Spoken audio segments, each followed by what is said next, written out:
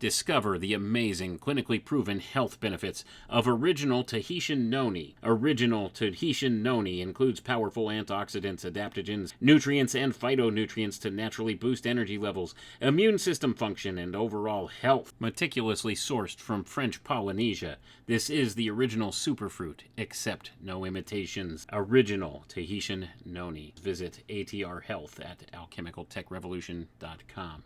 and click on the Shop Here tab for more details. But we can no longer risk emergency improvisation of national defense. We have been compelled to create a permanent armaments industry of vast proportions. In the councils of government, we must guard against the acquisition of unwarranted influence, whether sought or unsought, by the military-industrial complex.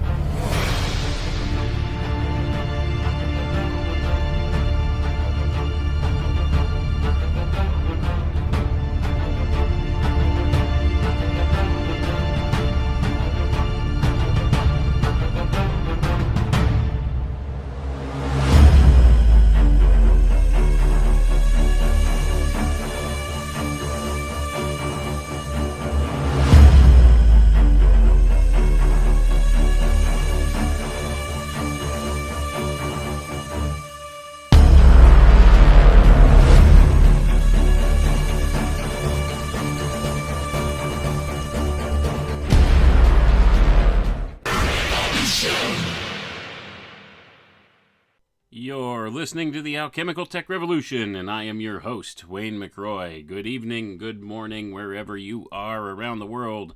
Tonight, we're going to discuss spiritual alchemy and the Philosopher's Stone. What is spiritual alchemy, and how does the Philosopher's Stone relate to this?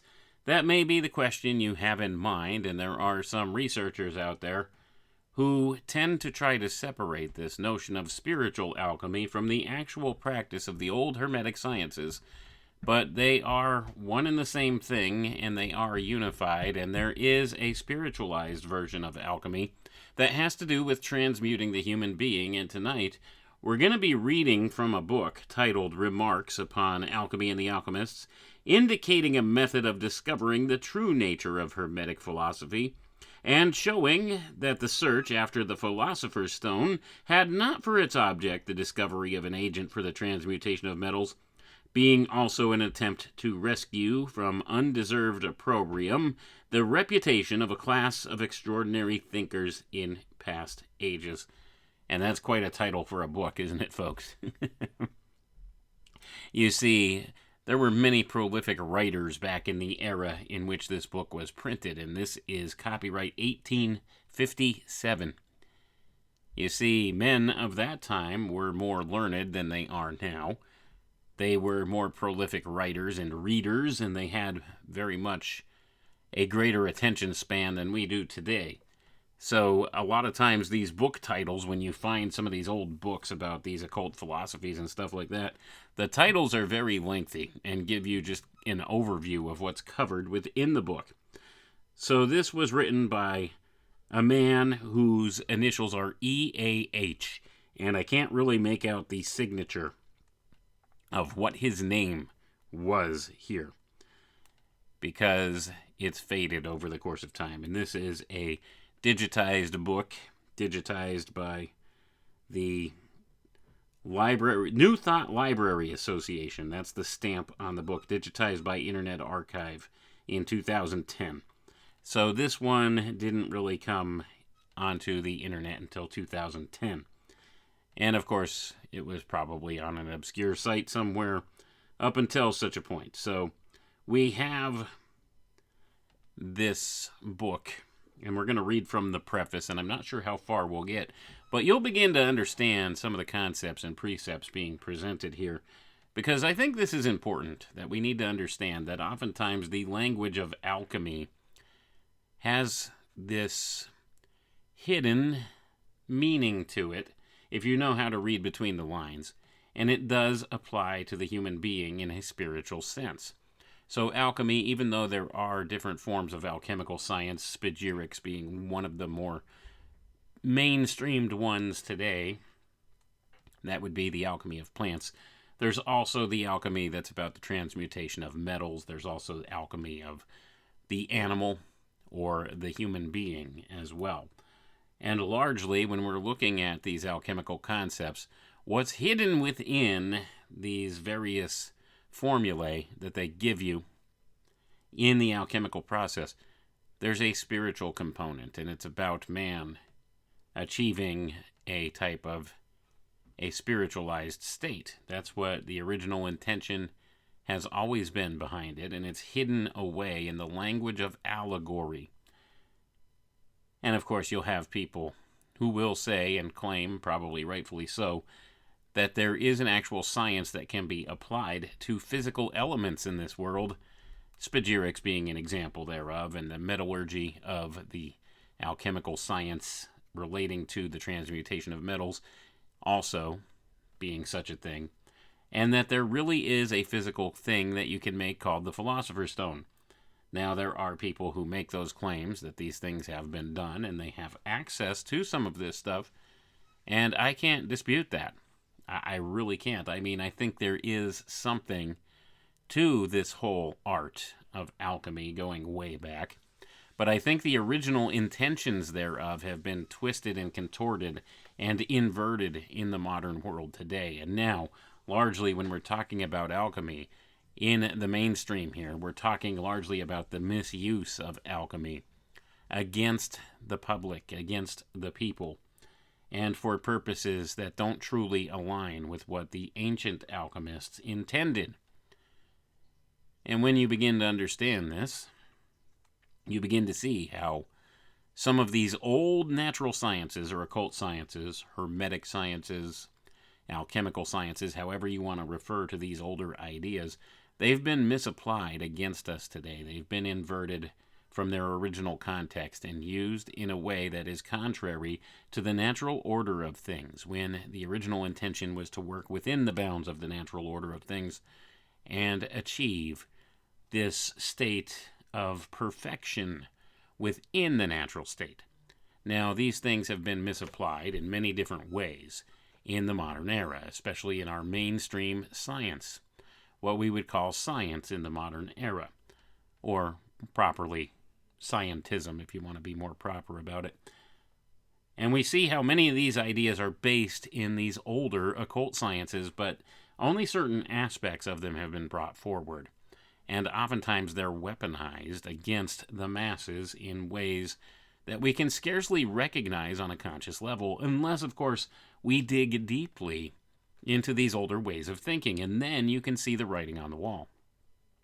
Now, that's the important facet of this. So we have this whole notion of a hidden language used in the context of alchemy, and that the words and the symbols that they use in alchemy can be applied to mean other things. And just like everything else, there are layers of meaning inherent in the symbols and the language that they use in alchemy, and it's a matter of reading the right context into it, using the right application of the hermeneutical lens applied to it in certain ways in order to get through to what the meaning is. So we're going to talk largely about what is known as spiritual alchemy, or the alchemy of man here with this, and how many of these symbols can be applied therefore, using this allegory type of representation. So let's get right into the reading here. We're going to read from the preface, and the preface is written by a man named Ed W. Parker from Little Rock, Arkansas. Let's get right into it. It may seem superfluous in the author of the following remarks to disclaim the purpose of reviving the study of alchemy or the method of teaching adopted by the alchemists. Alchemical works stand related to moral and intellectual geography, somewhat as the skeletons of ichthyosauri and plesiosauri are related to geology. They are skeletons of thought, in past ages. And I'm going to pause for a second before we proceed any further. So this is some really old ways of thinking that are being addressed here, and how they use this allegory method to explain certain processes, to explain certain things in spiritual context. So we have that. It relates to the Hermetic law of correspondence in many ways. You can apply the same meanings across the board to many different things. And once again, this falls upon an old concept known as hermeneutics within theological regards as well as other regards, where you can apply different layers of meaning to symbols and words being used if you know the context in which it's being utilized. And this is important in alchemy, because when you can apply this standard to understand what's being expressed in the words, then you could apply this in the sense that it's intended. And oftentimes we lose the sight of that lens of observation that we need to look at this through, because it does shift from time to time and from author to author. So what do they mean when they use these different symbolic languages? It's hard to tell. It's very hard to decipher alchemical text. If you've ever tried, you'll walk away scratching your head if you don't have the right context or lens of observation to look at it through. If you can't apply this law of allegory to it, then you're going to lose the meaning. But let's read on. It is chiefly from this point of view that the writer of the following pages submits his opinions upon alchemy to the public. He is convinced that the character of the alchemists and the object of their study have been almost universally misconceived. And as a matter of fact, though of the past, he thinks it is of sufficient importance to take a step in the right direction for developing the true nature of the studies of that extraordinary class of thinkers. The opinion has become almost universal that alchemy was a, quote, pretended science by which gold and silver were to be made by the transmutation of the baser metals into these substances, the agent of the transmutation being called the philosopher's stone, end quote. Those who professed this art are supposed to have been either impostors or under a delusion created by impostors and mountebanks. This opinion has found its way into works on science and has been stereotyped in biographical dictionaries and in encyclopedias large and small, and in general, allusions to alchemy in histories, romances, and novels are of but one character, and imply that the professors of the art were either deluders or deluded, were guilty of fraud or the victims of it. And I'm going to pause for a moment here, folks, and this is, of course, explaining what our modern mainstream conception of alchemy is. They would tell you it's an old, backwards way of thinking. It's the precursor of our modern chemistry. But these people, they were either charlatans or frauds, or they were deceived, and they were searching after something that could have no resolution because there was no reality to it. Now, here's the problem. Nothing could be further from the truth. You see, there is a real science behind alchemy. It is the true science, but the problem with it is there's a spiritual component to it that people often overlook, and that we've been conditioned in the modern era to disregard. You see, we think in strictly the physical material world format of things in this world nowadays.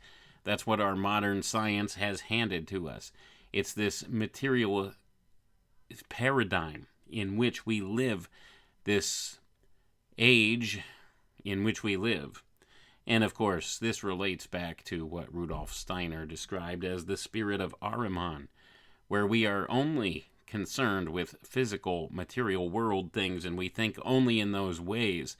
Now, when you apply science to this and you disregard an entire component of manifestation from the reality that we have, then you overlook some of these old ways of thinking, and in so doing, you miss a lot of context and a lot of important developments and a lot of natural concepts that do hold sway in this world. Now, with that being said, let's continue with the reading. It may be a hopeless task to announce a different persuasion with the expectation of superseding this deeply rooted prejudice, but the author thinks it a duty to declare the opinion he has derived from a careful reading of many alchemical volumes, and in the following remarks he has taken for his thesis the proposition that man was the subject of alchemy, and that the object of the art was the perfection, or at least the improvement of man. I'm going to pause for a moment. And certainly you can make that argument. And there are some people who will say spiritual alchemy is a more modernized concept, that there never was spiritual alchemy in the past. Well, it's always been present. It's just a matter of this context of things didn't come to the public forefront of knowledge until just recently, within the past 200 years or so. And that's a lot of the problem.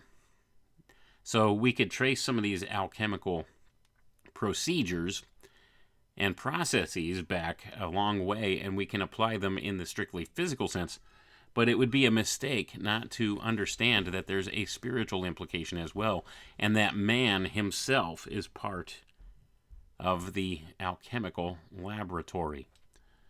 So let's go ahead and we'll continue. The salvation of man, his transformation from evil to good, or his passage from a state of nature to a state of grace, was symbolized under the figure of the transmutation of metals. Under this point of view, the works of the alchemists may be regarded as treatises upon religious education, though they may now only serve to show past opinions upon this important subject. The writings of the alchemists are all symbolical, and under the words gold, silver, lead, salt, sulfur, mercury, antimony, arsenic, orpiment, soul, luna, wine, acid, alkali, and 1,000 other words and expressions, infinitely varied, may be found the opinions of the several writers upon the great questions of God, nature, and man, all brought into or developed from one central point, which is man as the image of God. And I'm going to pause for a moment here, folks, and let's not ever lose the importance of this notion of the image. Man is said to be made in the image of God, and this is an important concept to keep in mind. And of course, if you can apply this alchemical language to the development of man spiritually, you can see how, when you apply that lens of observation to this, you can make some very real types of discoveries in the language given. Now, they use a lot of these things as code words. You'll always hear sulfur, salt, mercury. These are all aspects of the alchemical process, but they're not talking about literal sulfur, salt, and mercury. And that is where people get confused with this. They think that they're talking about these actual elements that we would recognize today as sulfur, salt, and mercury, when in fact it's a symbol, it's a stand-in for something else, and it varies from process to process, what that stands for, what they're substituting in there for that. But the process works the same, even though the elements of the process may be different. So these words stand in for that part of the procedure or the process. And this is where it gets confusing when you're looking at alchemical treatises, because you're not understanding what's being said. It's not talking about literal sulfur. So when you see that, oftentimes people will misconstrue that, and this is where oftentimes it gets into the whole stereotypical application of the alchemy process with people. They think that these backwards chemists of the past were using the element sulfur and using mercury and stuff like that in their little beakers and flasks to try to produce gold from lead. And that's not what they were doing at all. It's a symbolic language. It's a substitute word for something else. It's part of the process. And with each and every procedure, things change. It's different. The components are different depending upon which alchemical thing you're trying to produce. But these substitute words are used to point out part of the procedure. And at any rate, so if we use this law of allegory to apply this to a spiritual component or concept, you might not even be talking about a physical substance at all. And that's where people miss the boat on all of this. Let's read on here, though. The author is perfectly aware of the latitude of interpretation to which all symbolical writings are exposed, and that it is possible for an undisciplined imagination to make from such writings anything of anything, and indeed to make almost anything of nothing. He needs no schooling on this subject, but feels himself, on the contrary, in a position to justify his warning the readers of all symbolical works that they cannot be too cautious and guarded against supplying from their own imaginations and afterthoughts interpretations to all such works. They should hold themselves absolutely upon the immovable foundation of truth and nature, whereby alone they can save themselves from misapprehensions and from the danger of being carried entirely away from reality into mere dreams and fictions. But with the proper guards, supplied by sound theory and a knowledge of nature, it is extremely interesting, and the author thinks instructive, to interpret bygone forms of thought, even in alchemical volumes, in which it is quite possible that many precious jewels may be found, though the philosopher's stone be missed. It would be a useless labor to enter here upon a defense of symbolic writing, when nothing is more certain than that men of genius in all ages, seemingly by a constraint of nature, have fallen into it. That the sacred scriptures are full of it must be confessed by all who are not in a condition to read as literal truth the history of Robinson Crusoe and of Gulliver's Travels. Not that the author would institute a comparison between these works and the sacred writings. He only means by a reference to the Revelation, to the story of the man of Uz, to the beautiful parables of the New Testament, etc., to show that teaching by way of similitude, parable, fable, allegory, or in one word, by symbolism, is as old as writing itself. And I'm going to pause for a moment here. So we can apply this law of allegory to these things. And it's true. I mean, if you look in the Bible, Jesus taught by way of parable. By parable. This is how you could convey meanings to people in ways that they would scarcely understand in plain words, through the use of stories. And this is what mythology is about. Myth representation. It's representing an archetype. These represent archetypes in the form of stories, things people can understand based on this law of allegory. And this is an important context to remember. Very important context to remember. Because you see, when you could apply this to the alchemical language, then you begin to understand a little bit better what's being said here, when you could apply this through that allegorical representation. It represents some type of archetypal thing that's inherent in the human soul when you're applying it towards the spiritual. And these things may not be actual physical things, or they may not be factual, fact-based stories, oftentimes, that we get in the form of myth, but there is a core truth behind them. It doesn't mean they're not true just because it may not be factually what or how it happened, but it's still true. And this gets a little bit convoluted for people to understand, because we're taught to think in this strictly material world paradigm. The facts must align in order for it to be true.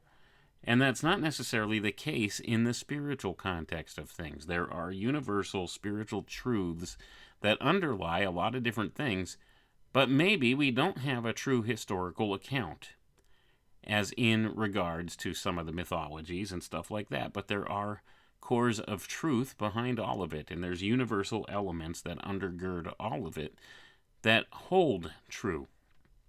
And that is wherein sometimes we miss the whole point. Because when you get somebody that is bent on trying to discredit or debunk a thing, they will often fall back on this fallacy of trying to rip apart historical facts when we, by and large, really don't know what our history is. We've been told and taught things that appear in our textbooks, but we don't really know, unless we lived through that historical period, what things were truly like. So people will use this misguided way of thinking to try to debunk. These are the debunkers of the world. These are the ones that like to try to discredit everything, and they represent the straw man argument for you with these things. Now, there's a lot of spiritual truths that you just could inherently know because you've experienced that in your life, or you've seen that in your life. And nobody can tell you otherwise, that your experience is not valid. But a lot of these people will try to do that, basing things on what they would call facts of science or facts of history, when we don't have anything solid to stand on in that regard as far as a discrediting or debunking tool, especially when you are trying to apply it to something that is very much experiential, very much subjective, like the alchemical process and the alchemical sciences. They're older ways of thinking, and they transcend the bounds of our limited physical material world existence. There's a spiritual component. That's the whole key. Now, you can't disregard that spiritual component, and those debunkers of the world always disregard the spiritual context or components of things, because it would seem they can't quantify that appropriately enough, and sometimes they just don't see. And that's all part of the nature of alchemy itself, too. We're all in different parts of our path for understanding these things. And a lot of this, either you get it or you don't. And when you're not quite ready for it yet, you're not going to get it. But when you are ready, then the understanding is there. That's what makes it difficult to talk about these things, because not everybody's on the same level. Not everybody's there yet. Not everybody's ready to accept something at a certain point in their walk. And that's all part of the natural process of things that we go through. We all go through this natural initiatory process of sorts. And this is something that's been hijacked by the secret schools. The initiation process. It's supposed to be a natural thing, and everybody's initiation process is supposed to be different. It's experiential. It's subjective. It's about your walk in life. Your natural walk with God in this world. And we're all supposed to have a unique experience. And what's been done is the secret society groups and the occult fraternities have taken this idea and they turned it into a one-size-fits-all rite and ritual that they put all of their members through, and they call it initiation. And what it is it's a synthetic form of initiation. It does not align with the natural world. It does not align with the alchemical path that is the natural path for mankind. It's the inversion principle applied once again. And all this does is instantiate more control into the hands of these dark occultists who run things in this world. They determine your path, and that's not right. And this is one of the misuses of alchemy in the modern age. And of course, all of these things have a very philosophical bent to them. So you can read between the lines with a lot of this stuff, and you can understand some true spiritual concepts with this stuff.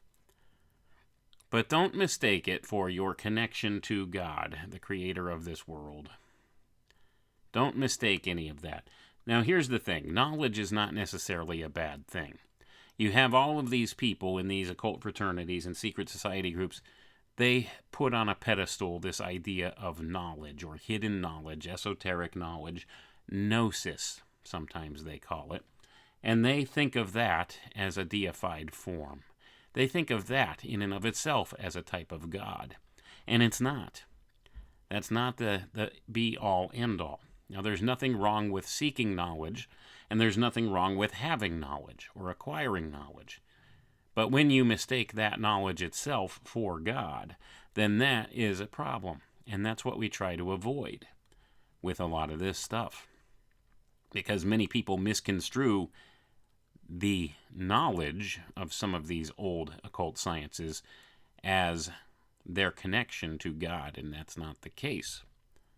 Not the case at all. And in fact, they will misuse some of this knowledge to try to achieve apotheosis themselves and become God themselves.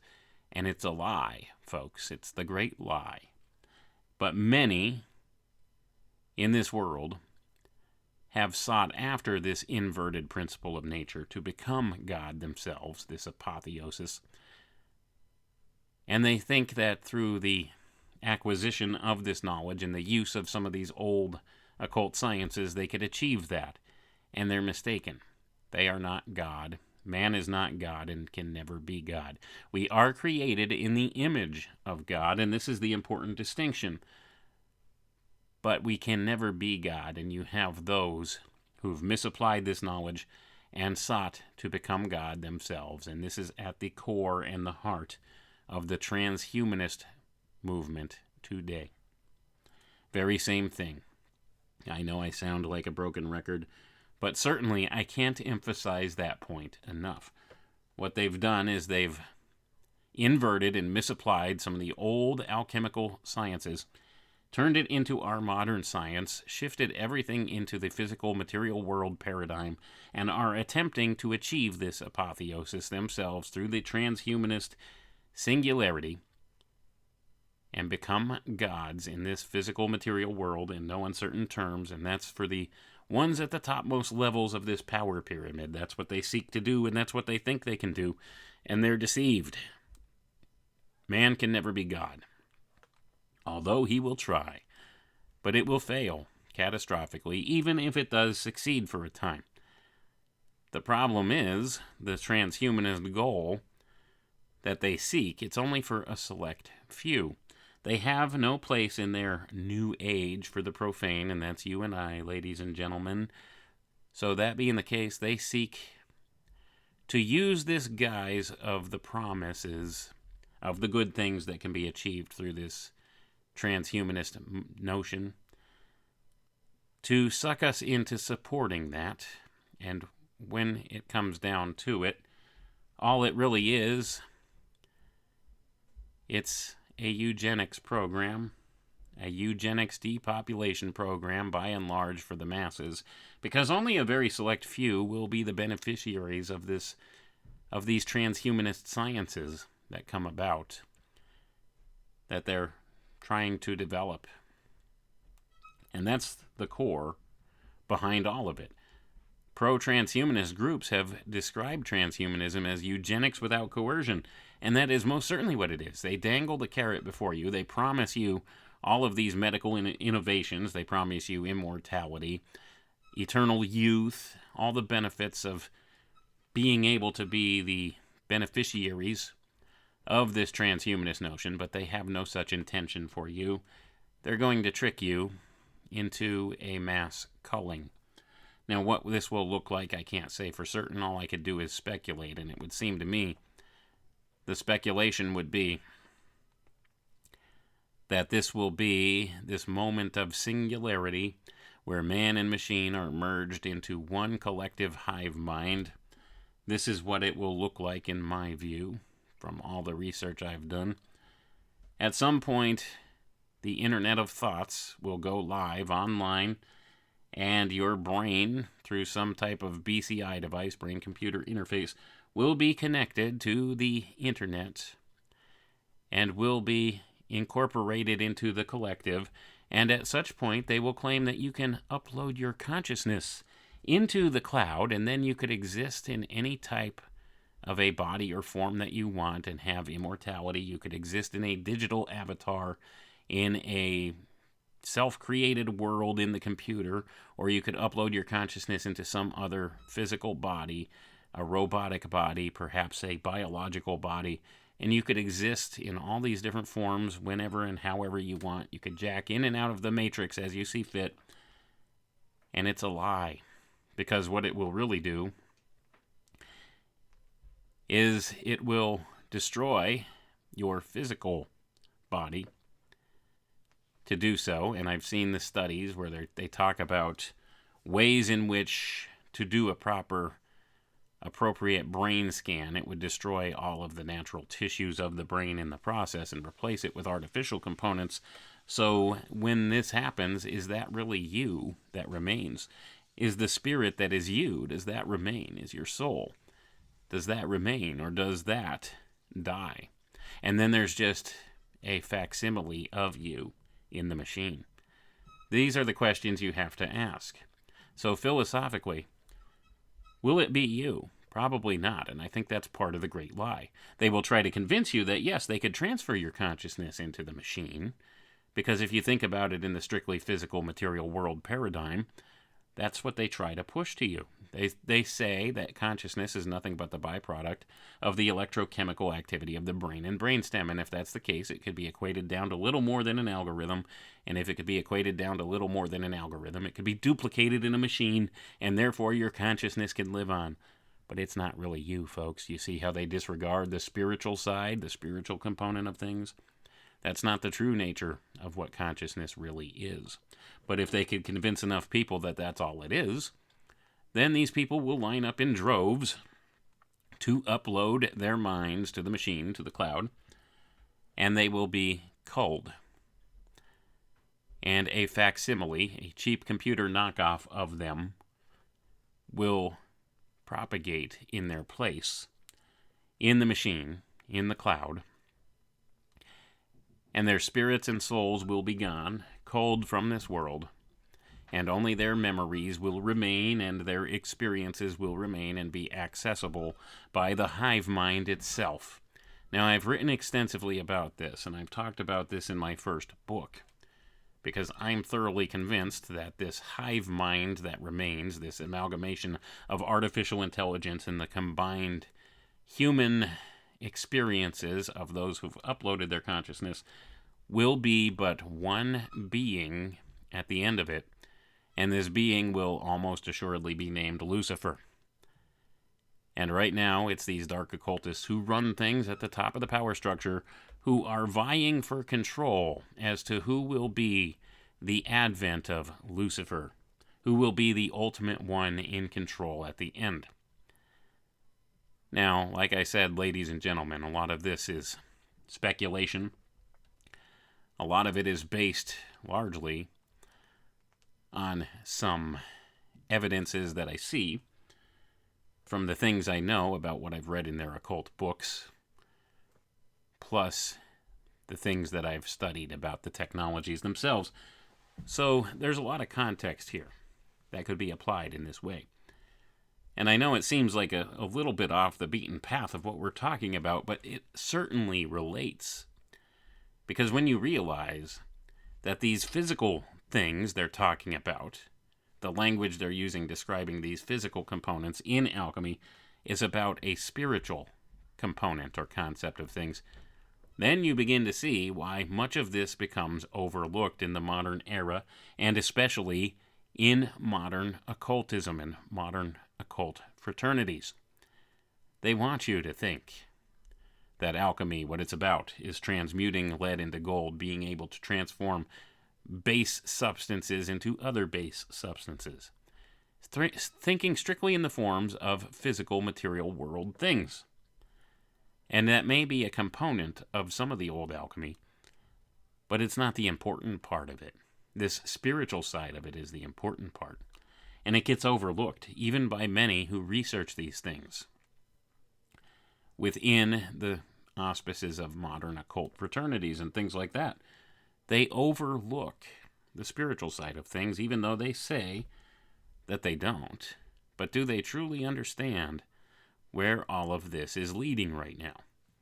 I don't think they do. The inversion principle has been applied across the board in all of what we would call modern occultism. It's all twisted and inverted, and it's a perversion of some of the original core ideas that worked within the bounds of nature. And now it's completely antithetical to the natural order. This is the spirit of Antichrist, ladies and gentlemen, that we are dealing with. But at any rate, let's go ahead. We'll continue reading here from the book. Well, this form of teaching appears naturally to have been adopted by genius from the earliest time. Its preservation seems due to a corresponding working in the human mind to which all symbolism is addressed. It is plain that if a symbolic work finds no echo in the human heart, it must perish. Well, for this very reason, where such works have been preserved through many ages, it affords a fair presumption that their authors have struck a vein of imperishable truth. This species of writing is also the most innocent in the world, for the reason that, while its literal sense is very frequently no sense at all, and is therefore harmless, its hidden sense, as intended by its author, must be equally harmless, for if the sense intended does not exist in nature, no counterpart is discoverable, and nothing permanent can come from it. Well, if an echo is readily found, the symbolism must be true, and all truth is valuable. In the case of the alchemists who promised heaps of riches, it is admitted that multitudes of men were deluded by the mere literal reading of their works, or rather by their own absorbing desire of wealth. Such men were said by the alchemists to have, quote, the gold fever which has darkened their senses, end quote. Men wholly bent on worldly treasures were rather the dupes of their own passions than deceived by the writings of the alchemists, more especially since their writings are full of cautions against this very misunderstanding. The riches they promised were the riches of the wisdom and knowledge of God and of His grace. The alchemists were reformers in their time, obliged indeed to work in secret, but nevertheless making their impression upon the public. They lived, for the most part, in an age when an open expression of their opinions would have brought them into conflict with the superstition of the time, and thus exposed them to the stake, where, indeed, many of them perished, not having been sufficiently guarded in their language. And I'm going to pause for a moment here. And this is always one of the excuses proffered by the secret societies as to why they keep hidden secret knowledge from the masses. Well, they'll claim it's all because of the church age and their propensity to burn people at the stake for being heretics if they pronounced something that didn't align with their theology. That only goes so far, folks. You see, a lot of these alchemical sciences and a lot of these ideologies predate the church age, and they've always kept these things hidden in secret. So it's not anything to do with their safety, their personal safety, in professing these ideas at all. There's always been this intention, going back as far as we could look, to keep hidden certain aspects of knowledge from the masses by a small select group of people. These were the old priest kings of past times. They kept hidden away some of this secret knowledge. You see, if you know something somebody else doesn't, that gives you an advantage over them. And this most certainly was understood by these people of the time, these priest kings of past. So they wanted to assert their power. They wanted to maintain their dominance and their power over others, maintain this advantage over the masses. So they kept hidden some of these things that were discovered or known. And it's always been that way. And it shouldn't necessarily be that way, but it is. So that only goes so far. And yes, I would say that's one of the reasons in the Dark Ages and Middle Ages why many of these ideas were hidden in a secret language of sorts. But the language and the idea of secrets predates the church age, so that excuse only goes so far. But at any rate, they carried on their work in secret. And this is wherein also the inversion principle had been applied.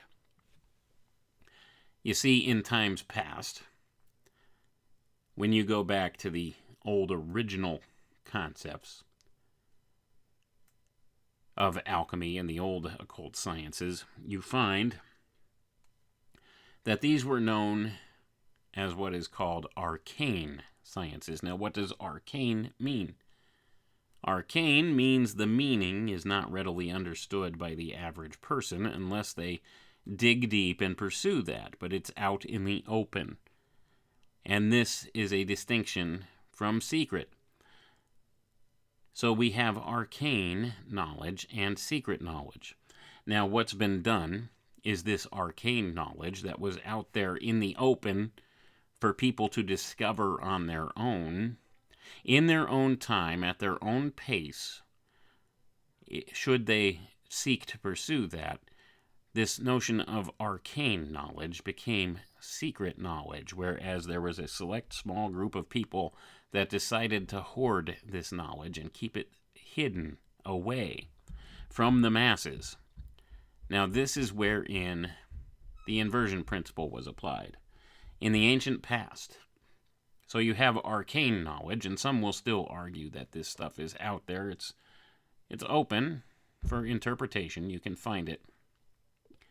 I think that may be the case now with the internet age.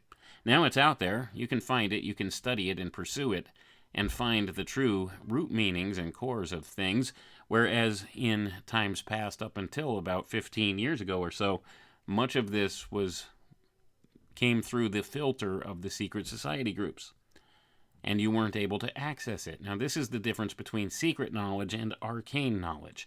They took this old arcane knowledge and they hid it away, made it secret, so that not everybody could access it or pursue the study thereof. And this is where the distinction lies in it now. So at any rate, I just wanted to make those points before we continue. But let's go ahead and continue now. They were religious men when the spirit of religion was buried in forms and ceremonies, and when the priesthood had armed itself with the civil power to put down all opposition and suppress all freedom, intellectual, civil, moral, and religious.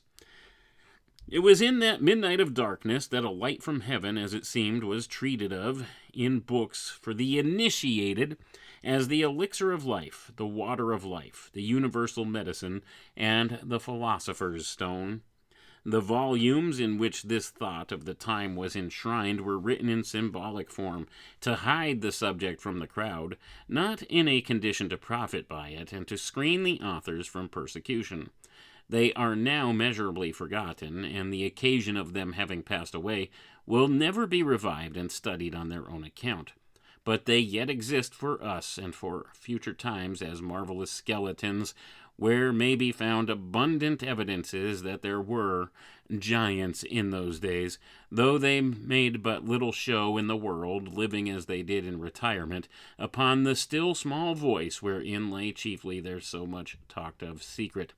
In reading their works with a knowledge of the historical position of the writers, one is strongly reminded of the query of Sir Thomas Browne. Who knows, says he, whether better men have not been forgot than stand recorded in the book of time, who nevertheless may be registered in the book of God.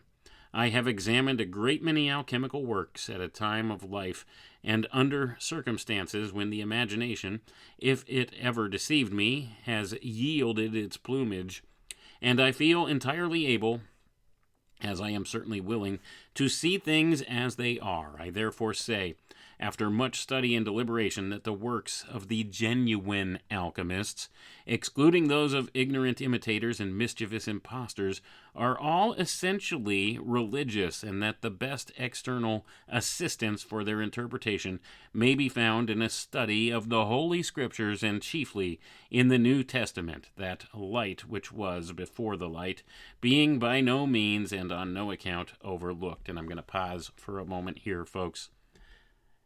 Genuine alchemists. This is a huge distinction to be made as well. The true alchemists of old, they didn't have these grandiose schemes behind the things they did. What they had was they had an inherent understanding of the natural order of things and the spiritual components that related to it. And they tried to apply these towards the good in their lives. And it was largely a religious endeavor. You will find many of the true alchemists of old were very, very spiritual men, very much God-fearing men who would pray before they would perform an alchemical procedure. And oftentimes they applied this alchemy towards the healing of others. You see, Not all of this stuff has always been bad. It's the misapplication of it in the modern era that has come about. Largely those people who pursue these studies, they pursue them for the wrong reasons, and they misapply them for their own greedy reasons. And that's why we have, at the topmost levels of the power structure today, these dark occultists who run things in this world. They've misused this alchemy for their own furtherance. They're seeking all the wrong things. They want the benefits of what is described in the language of alchemy. They want these actual physical things. They want wealth, fame, fortune, power over others. They want immortality for themselves. They're seeking after this philosopher's stone, but they're going about it in the wrong way. They're looking for the physical, material world manifestation of this, and that's not what it's about. Not at all. They've missed the point. They've misconstrued the allegory being presented to them. And they've pursued worldly power. They've pursued things of this world. Does not the Bible inform us that his kingdom is not of this world? But the misapplication of the old occult and alchemical sciences is all about this worldly gain. And that's not what the intention was. It's the misapplication, the inversion principle. And by and large today, those who would claim to be alchemists are not. They're these dark occultists who run things, as I like to call them. That's who they are. And we can't overlook the importance of alchemy, the natural sciences. But these things have been misconstrued and misappropriated in the modern era, and our modern science will take the stance of discrediting or debunking these things when it simply cannot, because there's spiritual truths at the core of it. But see, it doesn't recognize the spiritual component. Therefore, it doesn't have to deal with the spiritual component. Therefore, they tell you it's a logical fallacy to even speak of the spiritual component, because you can't prove nor disprove it, because it is not something that can be easily measured or quantified. That's the problem they have with it. It's subjective, it's experiential, and they disregard it.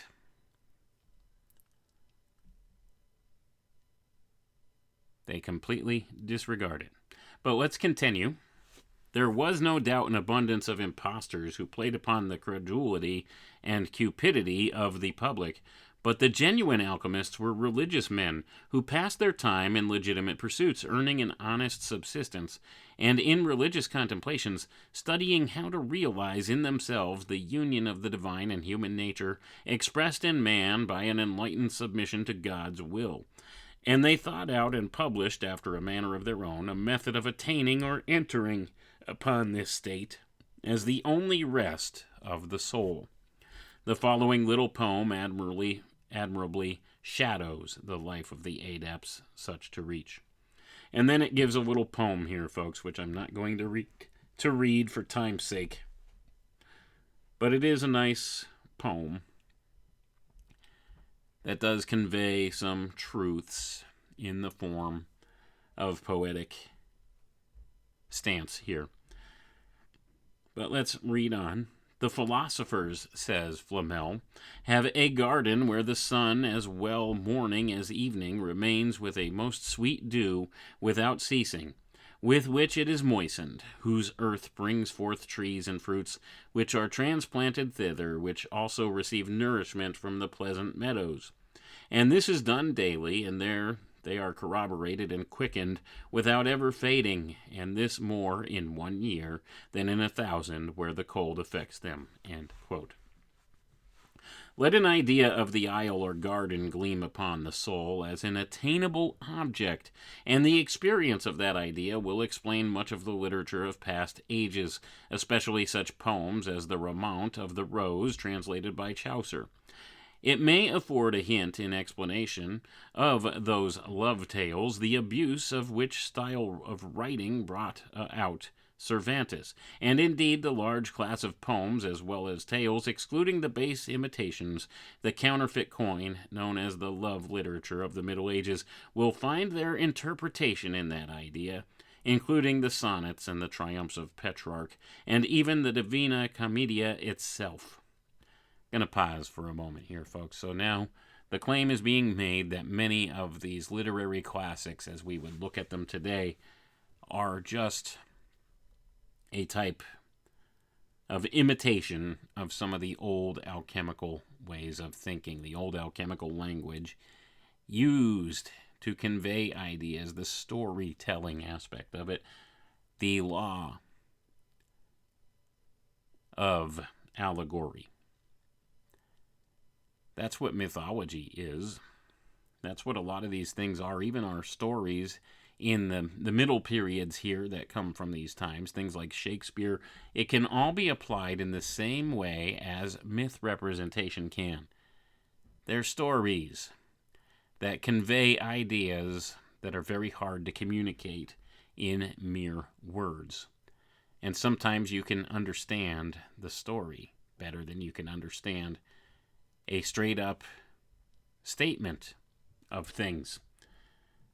There's a lot of nuance of meaning hidden within a story. There's a lot of things, layers of symbology inherent in the stories. And these hearken upon the human mind in ways on an unconscious level that we could barely conceive of on a conscious level. So that's what's important here. So they're making the point that even some of the later writings hearken back to some of these old alchemical concepts. And certainly they do. Well, let's read on.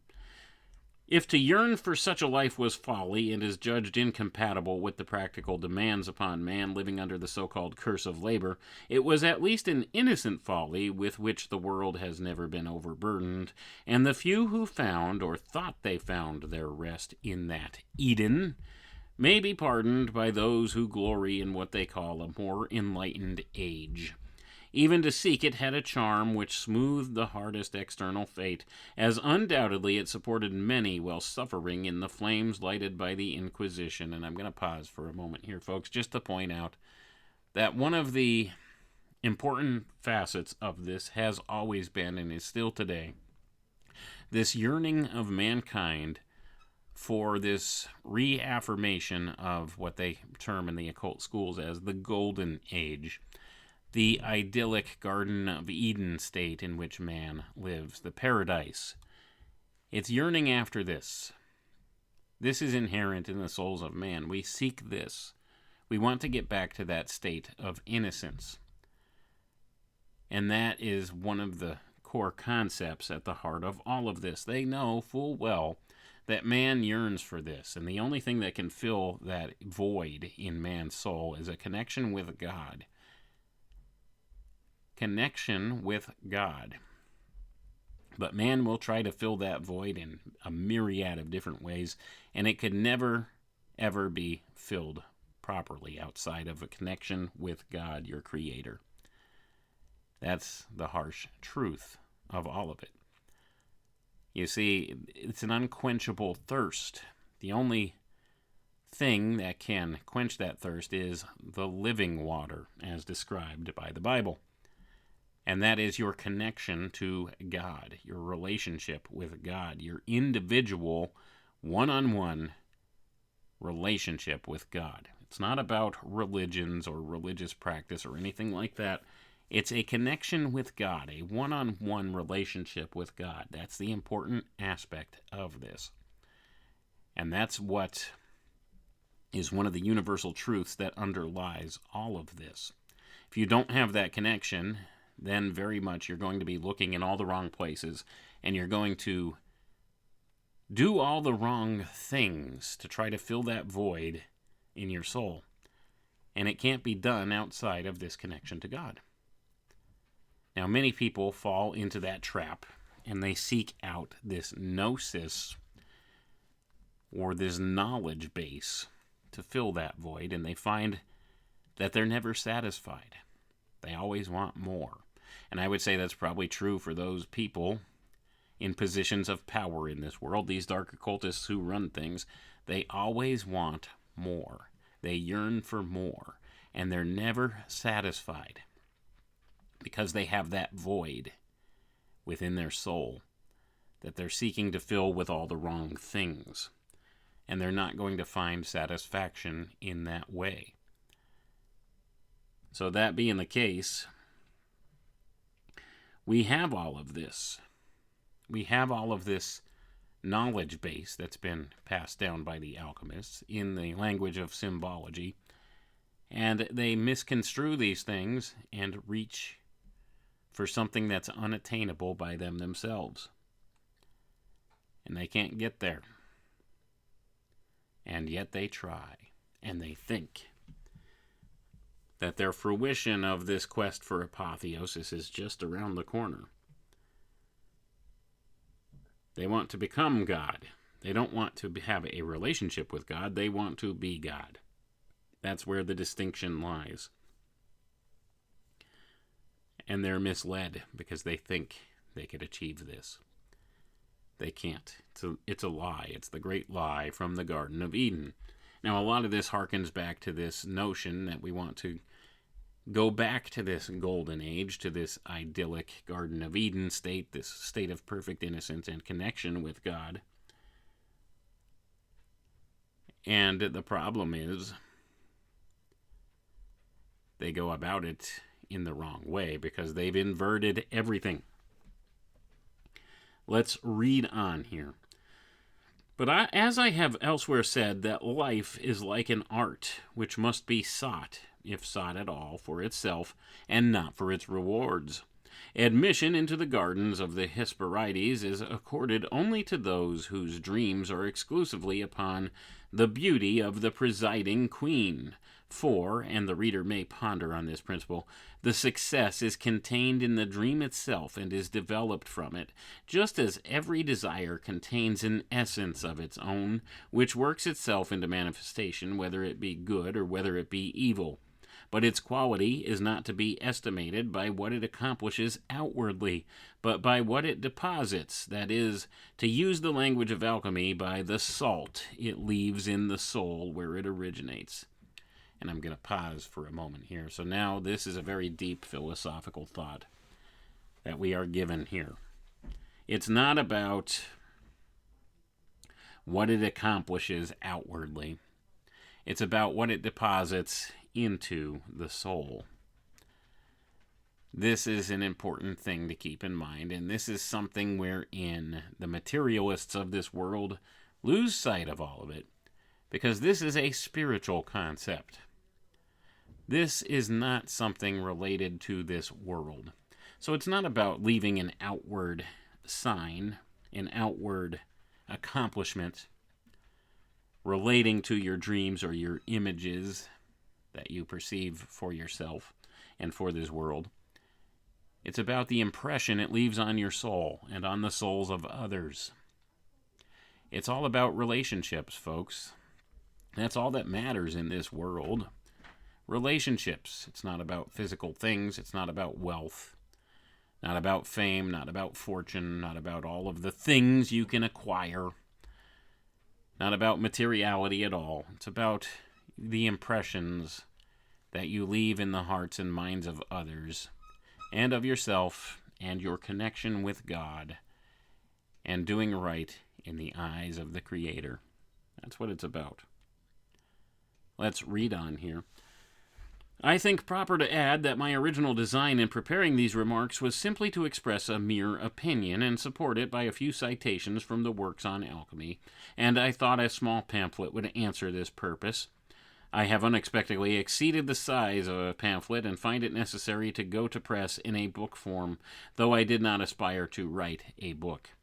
But although my appearance must be more formal than I intended, I desire to say that nothing original, as coming from myself, need be looked for in the volume.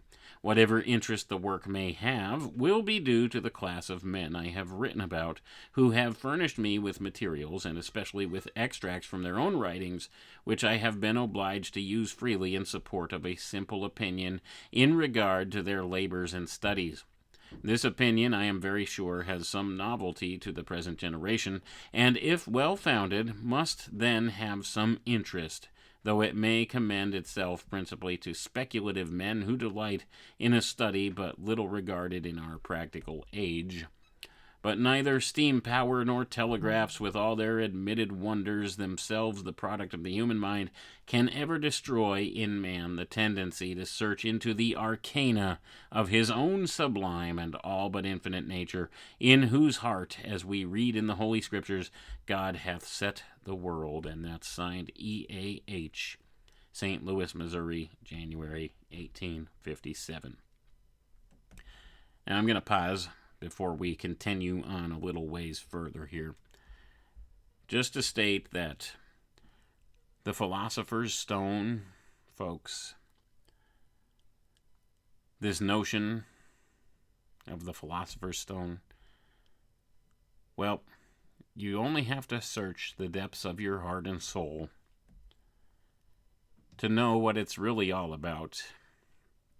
It's a spiritual concept.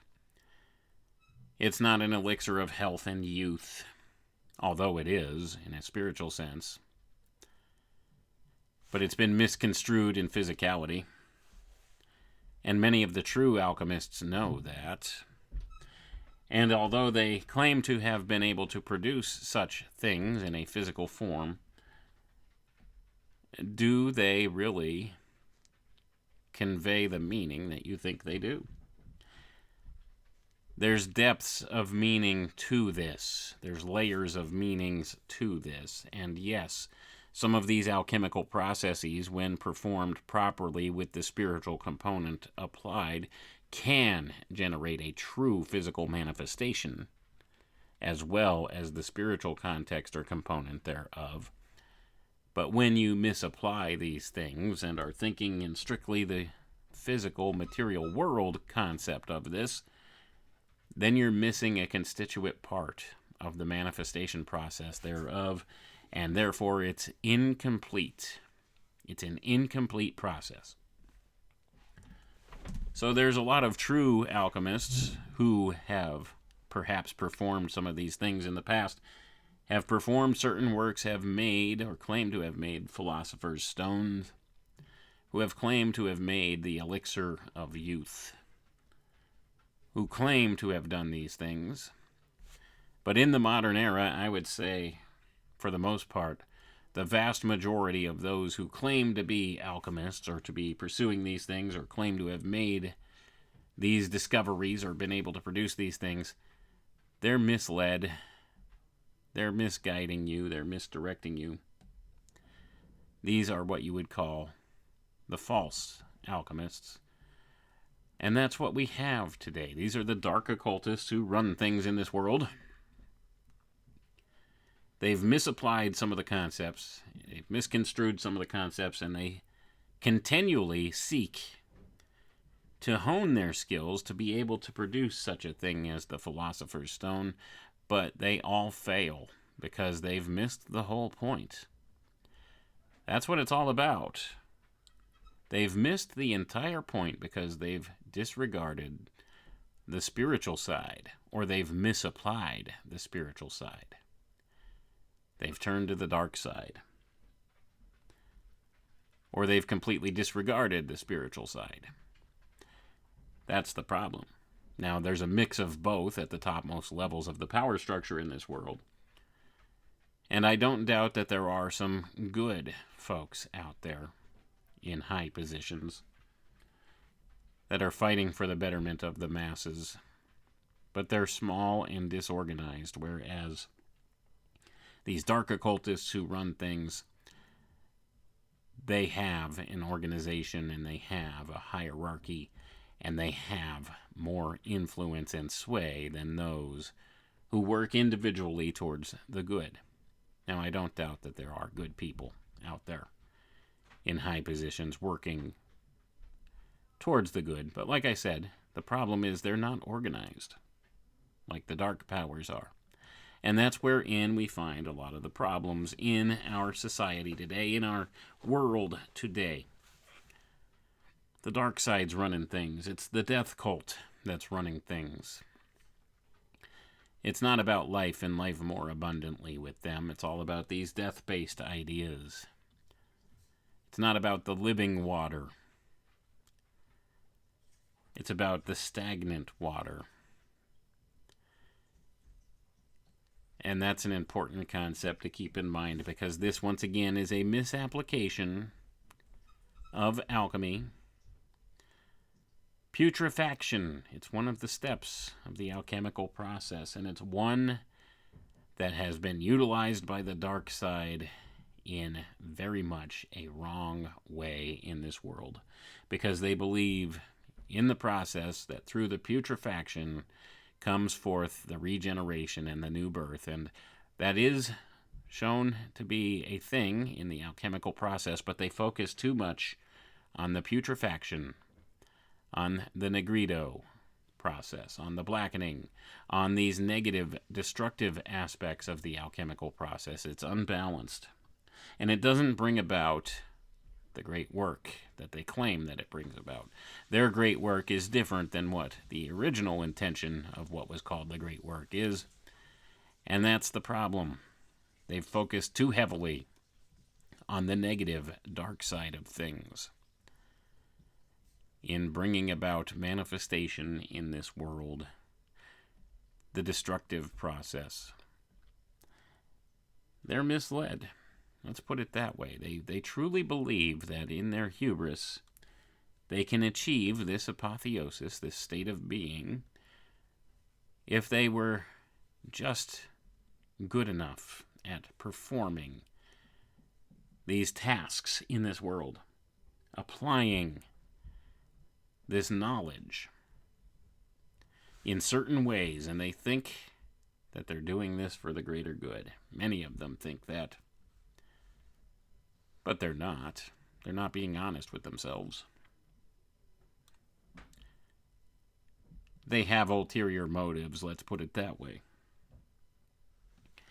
Let's continue on here, and we're going to finish up. Some 2 years ago, I printed a small pamphlet on the subject of alchemy, my object being to throw out the idea that which I was strongly impressed that the Philosopher's Stone was a mere symbol, and that the alchemists were not in pursuit of gold, but of wisdom, carefully and conscientiously leaving the latter word undefined. The pamphlet was intended for the eye of my friends, and was not published or put on sale, though I was not unwilling to have it circulated among the curious who might be likely to look into the proposition I announced. It has been noticed in the Westminster Review for October 1856, and the decision therein expressed adverse to my view was induced me to fortify my opinions by additional reasons and by citations from alchemical works. When I printed the pamphlet, I had read but a few, some half a dozen works on alchemy, and my opinions were necessarily of a negative kind. I did not then, nor do I now, undertake to say precisely what the alchemists sought. I was positive, however, that they were not in pursuit of gold or of worldly honors, and I am still of this opinion. I thought their object was religious, in which I am also fully confirmed by a further examination of alchemical works, of which I have obtained many since my pamphlet was printed. I feel now somewhat better prepared to express an opinion upon their real object, though I wish to say once and for all that the subject is still one of inquiry with me. I will endeavor nonetheless to state that I suppose they really sought, or at least the commencement of the work, yet I desire not to be considered as enlisting myself to defense of what I regard as the philosophy of those extraordinary writers. But first I must say a word of the article in the Review. There is placed at the head of it the titles of 3 works, if my little pamphlet may be called one. The first is that of a French writer, Louis Figuier, entitled Alchemy and the Alchemists, or a historical and critical essay upon Hermetic philosophy. The second is that of a German, Dr. Hermann Kopp, entitled The History of Chemistry.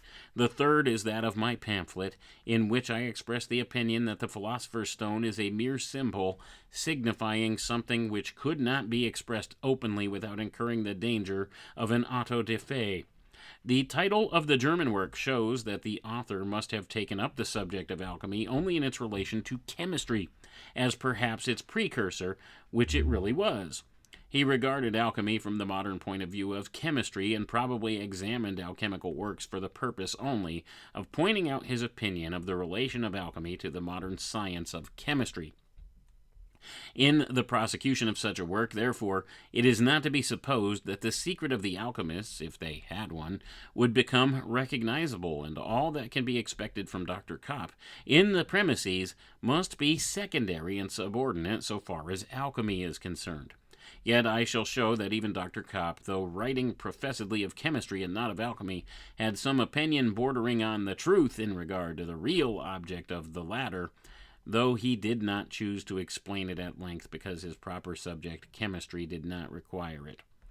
Pass now to Mr. Figuet, and it must be observed that the reviewer expresses the opinion very decidedly that the French writer, though he enlarges upon the title of the German author, has nevertheless drawn all of his materials from the laborious German, comparing him to a parasite living upon the vitality of the massy German. Upon this state of the case, as we have no right to expect a treatise upon alchemy from the German, much less can we look for such a treatise in the French work. But this is not all. The writer in the review very candidly and honestly admits that in the preparation of his article, he has depended upon the Frenchman and the German, so that what was not even wine in the original is twice diluted in the Westminster Review article. In short, the writer of the article knows nothing of the alchemists from an examination of their works, and takes his opinions from others, from a Frenchman who drew his materials from a German, and a German who did not treat of alchemy except incidentally to his subject, the history of chemistry. And I'm going to pause for a moment just to point out that this is largely what is done in the modern era by those who claim to be journalists. They take a secondary source as fact, and they don't go back and look at the primary sources. And this is true in a lot of these occult teachings as well. They take the secondary source and they apply that as the basis for their teachings. They don't go back and look at the primary sources, and therefore they miss a lot, or things become misconstrued or observed through only one lens of observation, and inherent meaning is lost. We see this in the news media today. We see this in our entertainment today. And you can see this in modern occultism if you take the time to go back and find the source materials, the source works. You can point out where things have been inverted or transformed by certain people with certain agendas within these occult fraternities. This is something that I've done ad nauseum. I've gone back, I've looked at things, I've found some switchover points where things became misconstrued or misapplied for all the wrong reasons in what we would call modern occultism. And yet this is what is largely adopted by these people who practice these things and study these things as truth. And it's not from the source material. It's not the original intent. It's been inverted. So we see that. Nothing further need be said to show that neither the article in the review nor the French work can furnish any satisfactory information upon the subject of alchemy. To refer now more especially to the work of Mr. Figuet, which is before me, I observe that all of his citations from alchemical works to illustrate the alleged extravagance and absurdity of their authors are expressly credited to Dr. Kopp in these remarkable words. And then it gives the words here in French, and I don't speak French, so I'm not going to do the disservice of trying to read that to you. So he says, how could the French author overlook the plain signification of this remarkable passage in which Dr. Kopp says expressly that by considering the world as the microcosm which man represents, it would be easy to interpret the writings of the alchemists, or at least the citations made by himself to exhibit their opinions or mode of procedure. But the French writer takes no notice of this admission of the German, so honorable to his penetration, but proceeds immediately to characterize the alchemists as guilty of deplorable aberrations, the product of a delirious imagination, the disorders of which exceed all power of analysis. So we see how these opinions of alchemy have been formed in the modern era. And we see how they're a misapplication, misconstruing, or misuse of what the original intention was behind a lot of it. And sometimes when they're talking about things like the Philosopher's Stone, it may not be a physical object to which they're referring. The meaning behind it is not about transmuting lead into gold. It's all symbolical speech. That's the point. There are those who knew this, have known this all along. And largely what we've been handed in the modern era is the misinterpretation of these things, and we've been taught and we've been programmed into thinking of these old alchemical thought forms, these ways of thinking, as being nonsensical, too abstract for our modern scientific paradigm. And this is a total shame, because it all has to do with this law of allegory, being able to understand that the object is a symbol that represents something else, represents a spiritual idea, represents growth in the human spirit, our connection to God, and our need to do so, to connect to God, our Creator, have this relationship. And it gets overlooked by these people. It gets allegorized in the form of a physical object and stories of this physical object and how it can be used to make something that is considered worthless into something valuable.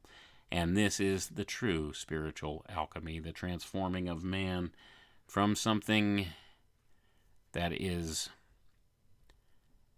his animal nature into a more divine nature, to this relationship with God, getting to this right relationship with God rather than this separation from God.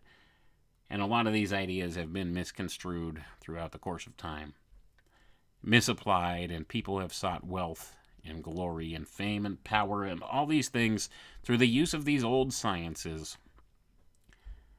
They've misapplied some things, they've inverted some things, and now you have these same people that want to become God themselves, who are professing to be able to do so through this transhumanist singularity that they claim is coming, and it's all a lie, folks. It's the great lie from the Garden of Eden. This is not the acquisition of the Philosopher's Stone, as they would like you to think. The transhumanist singularity is not going to be the advent of the Philosopher's Stone. That's the bottom line with all of this.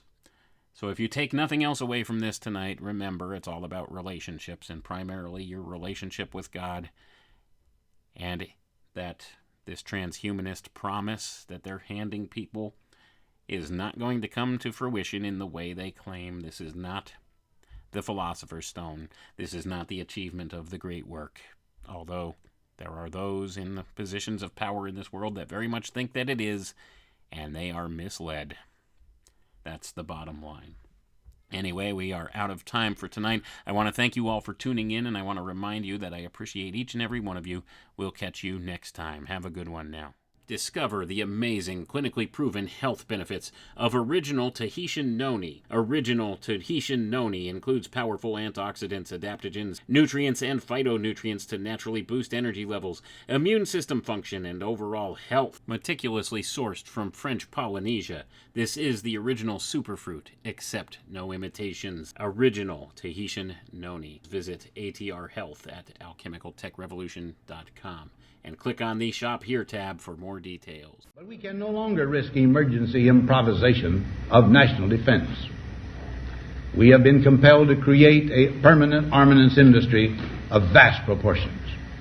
In the councils of government, we must guard against the acquisition of unwarranted influence, whether sought or unsought, by the military-industrial complex.